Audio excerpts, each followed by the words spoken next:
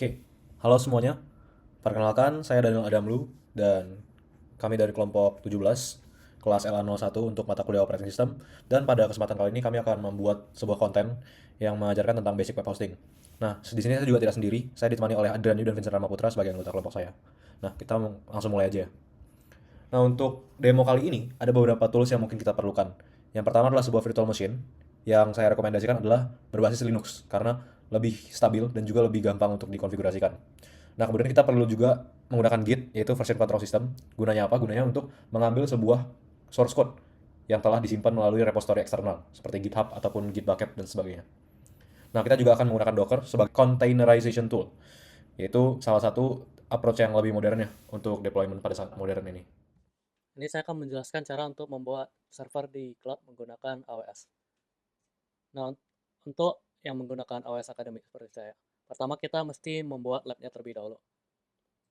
Nah, untuk menjalankan web labnya, kita bisa klik di sini di dashboard, pilih course yang ini, atau kita ke bagian courses, terus pilih course yang ini. Nah, kalau udah, kita bisa masuk ke bagian modules, terus pilih yang Launch AWS Academy Learner Lab.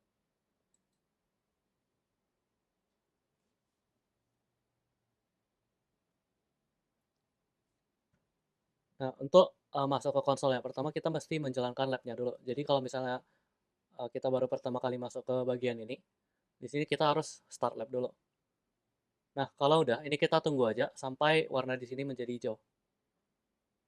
Kalau misalnya udah hijau, kita bisa klik klik yang ini, tombol ini untuk masuk ke labnya atau masuk ke konsolnya.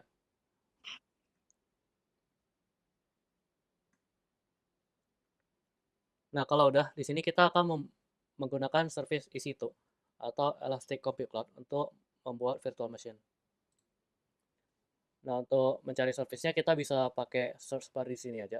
Terus ketik EC2.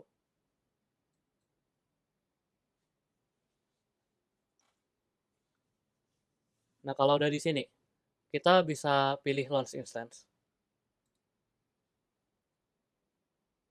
Nah, kemudian sebelum membuat instance-nya kita bisa pilih regionnya di atas ini. Nah, jadi untuk region ini tuh akan menentukan letak servernya. Jadi kita tuh maunya memilih yang regionnya terdekat dengan kita. Jadi kalau misalnya aku di Jakarta, ini aku bakal pilih yang Singapura. Karena kalau misalnya servernya lebih jauh, berarti data itu bakal membutuhkan waktu yang lebih lama untuk sampai ke servernya. Otomatis latensinya itu lebih gede. Nah, cuman di sini aku bakal biarin aja pakai yang North Virginia. Terus pertama kita bakal diminta untuk memasukin nama nama servernya. Jadi aku bakal masukin AOL untuk namanya.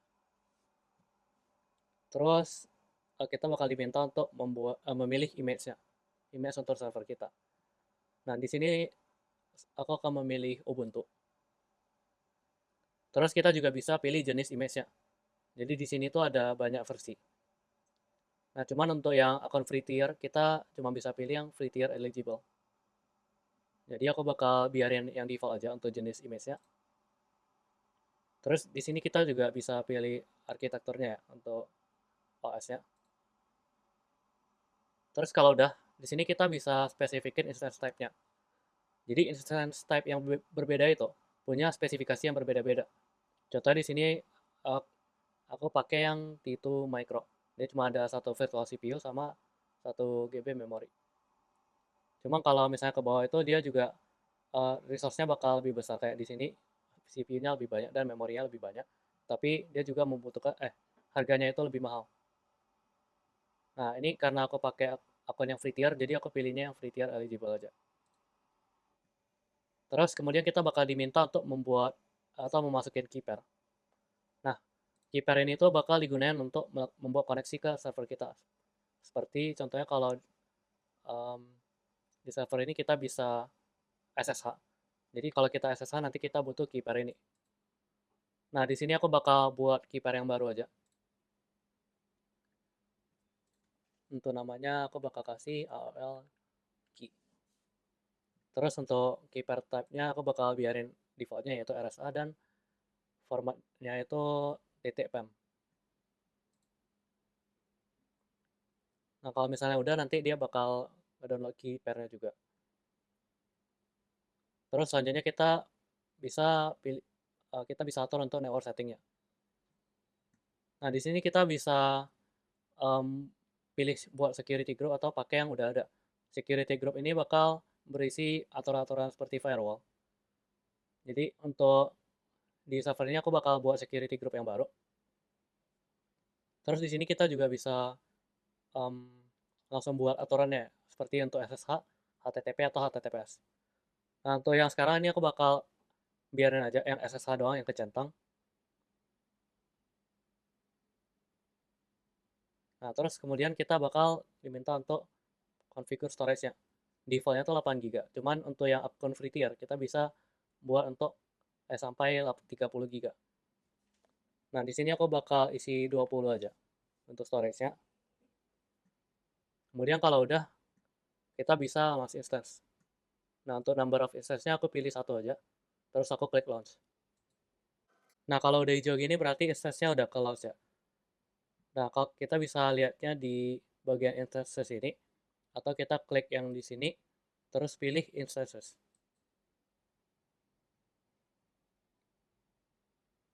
Nah, di sini bakal keluar semua instance yang kita udah buat. Kayak yang tadi aku barusan buat namanya AOL, di sini state-nya udah running. Nah, kalau misalnya udah kayak gini, berarti kita udah berhasil membuat server di cloud menggunakan AWS. Nah, seperti yang sudah saya sebutkan di awal video tadi, kita akan gunakan Git. Sebenarnya Git ini adalah sebuah tool yang digunakan untuk tracking, di mana ketika ada perubahan code, dan kita bisa nge-track apa saja yang berubah dari setiap commit, dan juga lebih tepatnya bisa kita kontrol gitu ya. Nah, biasanya digunakan untuk diintegrasikan dengan GitHub. Nah, sebenarnya yang kita pakai kali ini cuma untuk nge-clone-nya doang sih. Jadi untuk mengambil source code dari repository eksternal, yaitu di GitHub. Nah, GitHub itu sendiri adalah sebuah website yang merupakan repository atau tempat kita menyimpan source code kita yang berupa eksternal. Nah, bisa digunakan juga untuk melakukan pull request atau menggunakan branch management. Jadi lebih tertata ya untuk working dalam project begitu. Nah, nanti untuk penginstalasian Git dalam Ubuntu bisa dikunjungi melalui website DigitalOcean. Dan juga untuk source code-nya kita bakal pakai source code dari repository GitHub saya yaitu yang bernama Neltek Front ya. Untuk tech stack-nya kita menggunakan React yang dibuild menggunakan Vite. Gitu. Sebelum masuk ke prakteknya di sini, aku bakal mau coba jelasin dulu aja problem terkait masalah di deployment aplikasi yang biasanya ditemuin. Nah, yang pertama itu adalah environment inconsistency. Nah, maksudnya itu apa? Jadi, aplikasi itu misalnya kita develop ya, sebagai seorang developer, mungkin dia bakal bekerja di local machine kita. Tapi ketika kita coba testing aplikasi kita di komputer lain dengan environment yang berbeda, contohnya operating system yang berbeda, itu bisa aja dia tidak bisa bekerja dengan baik atau dengan semestinya. Nah, itu masalah pertama. Jadi dia tidak konsisten. Yang kedua adalah terkait kompleksitas. Jadi kita buat nge-manage dependensi di dalam aplikasi kita dan juga setting-setting, itu juga bisa makan banyak waktu dan dalam prosesnya itu bisa menyebabkan beberapa kesalahan. Nah, maka dari itu untuk mengatasi masalah-masalah tersebut yang biasa ditemuin, kita bisa menggunakan yang namanya itu Docker. Nah, Docker ini apa? Nah, Docker itu adalah sebuah platform gratis yang dimana dia itu bisa membantu kita nge-deploy aplikasi ya, menggunakan sebutannya itu container gitu. Nah, intinya Docker ini secara singkat dia bisa membantu kita ngepaketin aplikasi kita bersamaan dengan dependensi ke dalam sebuah kontainer gitu. Nanti kontainer ini kita bisa jalankan di environment apapun gitu ya. Jadi bisa dibawa kemana saja. Nah, itu untuk terkait Docker. Nah, untuk gambarannya kurang lebih kayak gini. Ada infrastructure, ada host operating system. Contohnya di VPS kita pakai Ubuntu. Nanti kita bakal coba install Docker di dalam Ubuntu ya. Nah, dengan sebuah Docker, kita bisa menjalankan beberapa aplikasi yang sudah kita kontainerin. Nah, contohnya di sini ada 4 aplikasi dari A sampai D, kita bisa jalanin bersamaan gitu. Karena mereka udah di containerize. Oke. Nah, untuk alur kita membuat sebuah Docker container itu tidak segampang itu. Pertama-tama kita butuh aplikasi kita dulu, contohnya website ya di sini. Website kita. Terus kita perlu membuat yang namanya itu Docker file. Nah, lalu dari Docker file ini, kita baru bisa membentuk yang namanya Docker image. Baru dari image ini kita bakal jalanin dan menjadi Docker container. Nah, untuk penjelasan satu persatunya, setelah ini aku bakal jelasin. Oke, ini aku next aja. Nah, Docker file itu apa? Jadi Docker file itu adalah sesuatu yang harus kita buat pertama kali. Nah, Docker file itu berisi instruksi, kumpulan instruksi yang dimana kita kasih tahu cara ngebuat Docker image itu kayak gimana. Nah, kurang lebih Dockerfile ini isinya cuma instruksi. Contohnya kita mau pakai apa, base image-nya. Kita juga mau kasih tahu dependensi apa aja yang dibutuhkan oleh aplikasi kita. Kita perlu copy file apa aja di aplikasi kita dan behavior dari aplikasi kita itu sendiri. Gitu. Intinya dia cuma list of instruction buat ngebikin Docker image. Nah, kalau udah ada Dockerfile, kita bisa ngebuat yang namanya itu Docker image. Nah, Docker image ini apa? Docker image ini adalah sebuah template yang dimana di dalam template-nya ini udah dilengkapin sama kode dari aplikasi kita bersamaan dengan dependensinya. Nanti dia ini berperan sebagai blueprint. Blueprint untuk ngejalanin si kontainernya nanti. Jadi dari sebuah template Docker image, kita bisa menjalankan sebuah kontainer berdasarkan image tersebut. Kayak gitu. Dan isinya intinya kita ada codingan kita beserta dependensinya di dalam image tersebut. Oke, aku next aja. Nah, Docker container itu apa? Kalau Docker container itu adalah versi yang sudah running dari Docker image kita. Jadi kalau kita jalani Docker image, dia bakal berubah jadi Docker container. Gitu. Nah, Docker container ini juga bisa kita start, juga bisa kita stop, dan juga kita bisa delete sesuai kebutuhan kita. Nah, pertama-tama kita bakal coba nge-clone si Meltek phone-nya dulu aja. Nah, buat cara nge-clone-nya kayak gimana? Di sini, aku buka aja ke GitHub-nya. Di sini ada tulisan code. Kita tinggal copy aja yang .git-nya ini. Oke. Balik ke terminal lagi, kita bisa pakai command namanya git clone. Lalu paste URL tadi. Oke. Aku enter aja. Oke. Harusnya udah selesai. Kita coba ls. Nah, ini udah ada Neltek phone foldernya. Aku coba masuk ke sana. Nah, ini udah ada codingan aplikasi React-nya. Nah, kayak aku bilang tadi, langkah pertamanya adalah apa? Ini aku balik sebentar. Nah, kita bakal coba bikin yang pertama dulu. Kan kita udah ada my website ya. Kita bikin yang Dockerfile dulu aja. Nah, cara membuat sebuah Dockerfile. Di sini, kita bikin aja Dockerfile-nya di dalam Neltek phone-nya langsung ya. Nah, Dockerfile itu sebuah file yang dimana kita cara membuatnya itu tinggal bikin aja file namanya Dockerfile tanpa extension apapun di belakangnya. Nah, di sini aku bakal pakai nano aja buat text editornya. Jadi sampai nano, lalu namanya Dockerfile tanpa extension apapun. Tinggal di enter. Oke. Nah, di dalam sini kita perlu menuliskan instruksi untuk cara membuat Docker image itu nanti mau kayak gimana. Nah, di sini pertama-tama kita perlu nge-define base image namanya. Nah, base image itu apa? Jadi, karena aplikasi kita ini menggunakan React, dan React itu berjalannya pakai Node.js ya, buat runtime-nya, di sini kita bakal pakai base image-nya itu, atau image dasarnya, kita bakal pakai Node. Nah, cara kita nge-define ke Dockerfile ini, aku mau pakai Node sebagai base image-nya, kita bisa pakai keyword namanya from. From, lalu namanya Node. Kayak gini. Nah, di sini kita juga bisa kasih tag namanya. Jadi Node ini sebenarnya sebuah image dengan nama Node. Oke, dia juga memiliki sebuah tag. Tag itu istilahnya, misalnya kita punya Node ya ini. Contohnya aku punya Node. Node ini kan punya banyak versi gitu. Misalnya ada versi 10, 12, 20 dan seterusnya. Nah, kita bisa kasih tag sebagai versinya. Kayak gini, titik 2, lalu nama tagnya misalnya 20. Nah, ini berarti kita mau ambil image dengan nama Node, lalu dengan tag 20 alias versinya itu 20. Nah, di sini aku bakal pakai versi yang latest saja. Jadi tag-nya itu latest. Kayak gini. Oke, itu untuk yang pertama, kita nge-define base image. Yang kedua, kita perlu kasih tahu work directory kita itu mau di mana. Nah, biasanya orang-orang work directory itu di /f. Jadi nanti semua hasil kopian file kita bakal prosesnya itu di dalam /f ini. Kayak gitu ya. Nah, selanjutnya adalah, karena kita pakai React ya, pertama kita butuh install dependensinya dulu, berdasarkan package JSON kita. Nah, kita coba copy dulu aja untuk file ini ya. Ini aku balik ke GitHub bentar. Kita mau copy file yang pertama package.json dan package.json. Gitu, buat install dependensinya nanti. Oke. Nah, di sini cara kita nge-copy package.json yang ada di dalam Neltek phone kita, itu kayak gimana? Kita bisa pakai keyword copy. Nah, kita mau copy apa? Kita mau copy yang depannya itu ada package, lalu dia bebas belakang mau apa aja, jadi aku kasih bintang. Yang penting diakhirin oleh .json. Oke. Terus, aku mau copy dia kemana? Aku mau copy dia ke dalam directory kita sekarang. Nah, jadi maksudnya ini apa? Kita bakal ambil package.json yang ada di Neltek phone kita sekarang, kita copy ke dalam titik slash. Nah, titik slash ini maksudnya directory sekarang. Nah, directory kita sekarang itu kita berada di slash m kalau di dalam Docker-nya. Oke. Nah, lanjutnya, setelah kita udah copy .json-nya, kita mau nge-install dependensinya. Nah, caranya itu kita bisa pakai command npm install. Nah, di sini kita perlu kasih tahu sintaks tambahan di depannya yaitu run. Jadi dia bakal menjalankan apa? Bakal menjalankan npm install. Gitu ya. Atau npm i itu juga bisa. Nah, jadi npm install ini melakukan instalasi terhadap dependensi berdasarkan JSON yang sudah ada. Oke. Nah, setelah kita udah install dependensinya, kita tinggal copy sisa project kita. Nah, kita copy aja semuanya yang ada di dalam Neltek front ke dalam /app kita. Kayak gitu. Nah, terakhir di sini, untuk best practice ya, kita perlu kasih tahu juga, kita mau nge-expose di port berapa aplikasi kita ini. Nah, karena React File itu, dia itu pakai port 5173. Nah, di sini aku expose aja 5173.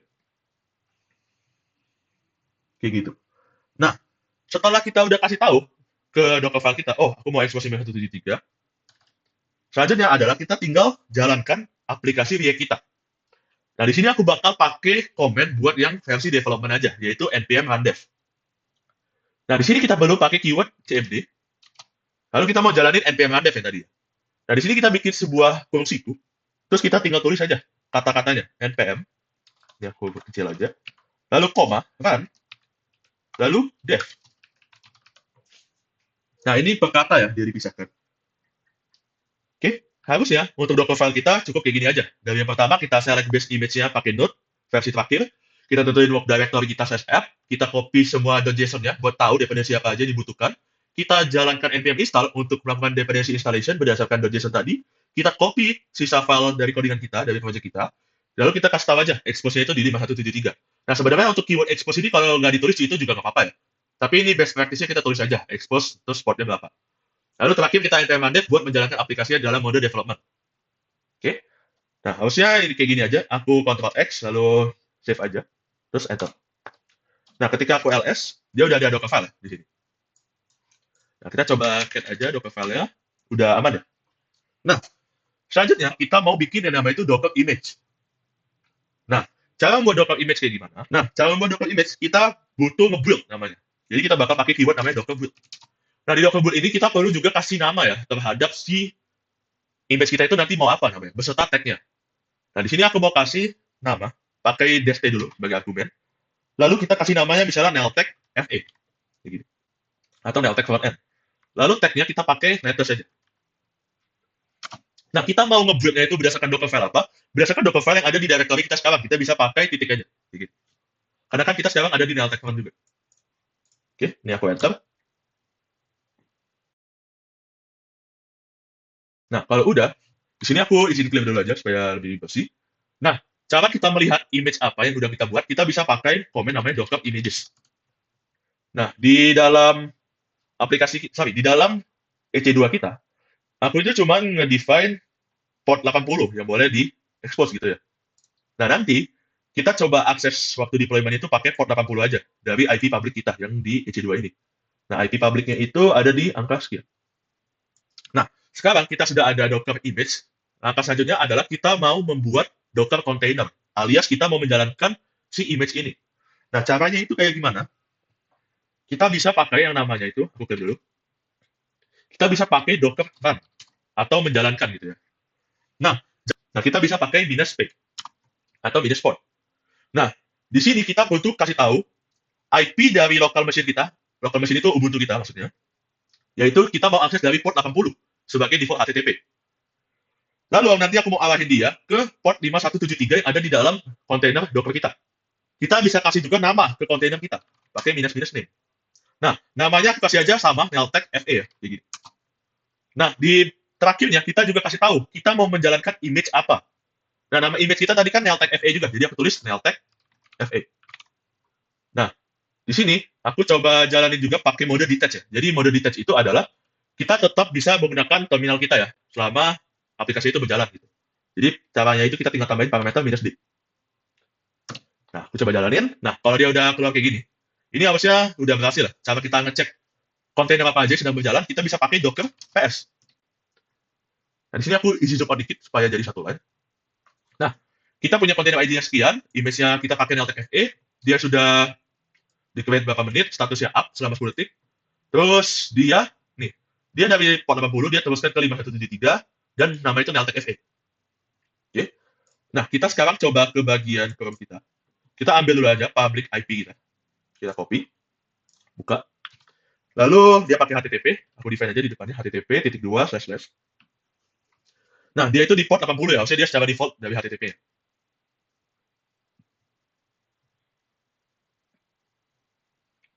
Oke, nah ini udah keluar ya buat aplikasi Neltek kita. Diakses melalui IP public dari EC2 kita. Nah, kenapa aku nggak define port 80? Karena 80 itu udah defaultnya HTTP, jadi kita nggak perlu define lagi. Nah, ini kurang lebih untuk tampilannya. Coba aku ke bagian about us. Di sini harusnya udah ada ya, tapi mungkin agak lama aja menurutnya.